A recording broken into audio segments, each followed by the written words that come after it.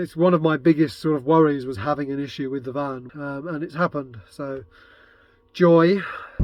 We wanted to fill you in on everything that's happened in the last few days because it's been a bit of a whirlwind. For a little while we'd been getting an occasional squeak in the van. We didn't think much of it. That squeak gradually got worse and worse. We took it to a garage in Portugal. They were really helpful, really nice. They managed to fit us in the next couple of days. It turns out that one of our brake pads was completely worn to nothing. That shouldn't have happened. We had all 4 of our brake pads and discs replaced in December at home before we came here. So when the garage said to us, you've basically got no brake pad, we were like, what? Say what now? We asked for all 4 to be changed, and clearly they had just not done one of them, which is really, really bad. Quite dangerous, not very good of them. We will be calling them up on it when we get home. Not impressed with that. Alongside all this, we came down with what we're pretty sure is COVID. We were dealing with feeling absolutely miserable.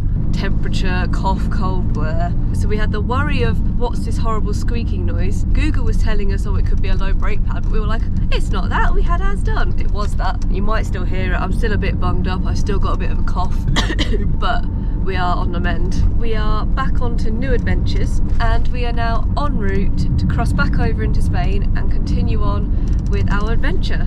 And we've got some really cute little towns that we're planning on visiting. Let's go see what we can find. Let's go!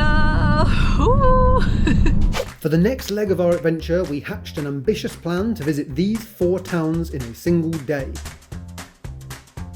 We started with the northernmost and then made our way south, and each of these towns had something extremely unique about it.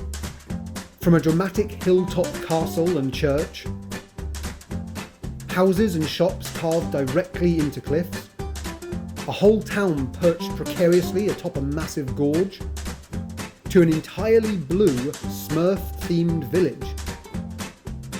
We managed to visit all 4 of these destinations in a single day without feeling too rushed.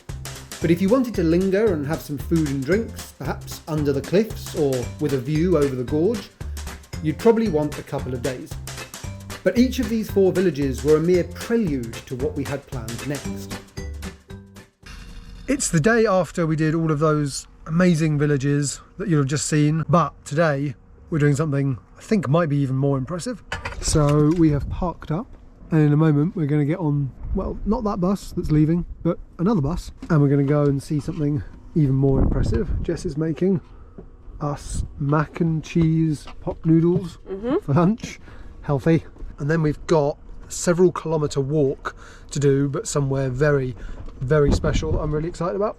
We are on our way to the Caminito del Rey. Caminito in Spanish means little path, and del Rey is of the king, so this is the king's little path. It's a several kilometre long boardwalk with amazing views and bridges and places to stop off and take in the views. So we're on the 1.5 kilometre walk to get to the start of the walk, at which point we will hopefully be able to get in because we haven't booked tickets, and looking forward to showing you what we find.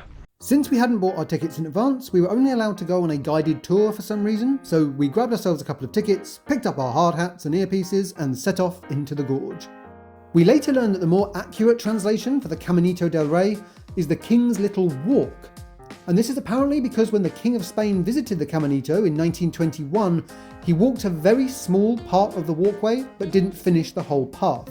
Hence the King's Little Walk. The path was originally built to allow workers access to the hydroelectric plants within the gorge, but slowly degraded over time. And as it fell into disrepair, the gorge became a popular site for climbers and thrill seekers wanting to traverse the rusted steel beams and cracked concrete that used to be all that was left of the path. This sadly led to a number of fatal accidents, giving the path its once reputation as the most dangerous walk in the world.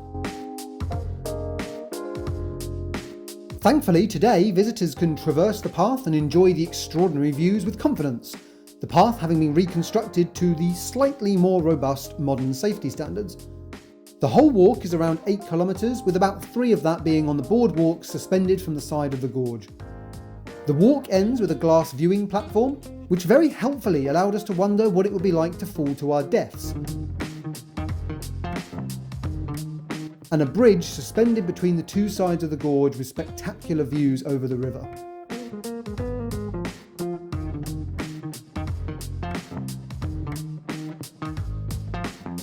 Our tips for the Caminito are, firstly, do book in advance. It is very popular and we were lucky to turn up and get onto a tour even in the off season. Secondly, wear good walking footwear. The path is easy, but it does have some steps and uneven ground in places. Finally, we were here during the winter, so the weather was warm but manageable. In the height of summer, you would definitely want plenty of water and sun cream. And as a little bonus for you for getting to this point of the video, you can also sometimes see mountain goats like these on the trail through the Caminito. And there's also this cool old ammonite fossil embedded in the rock near the end of the boardwalk. Thanks for watching.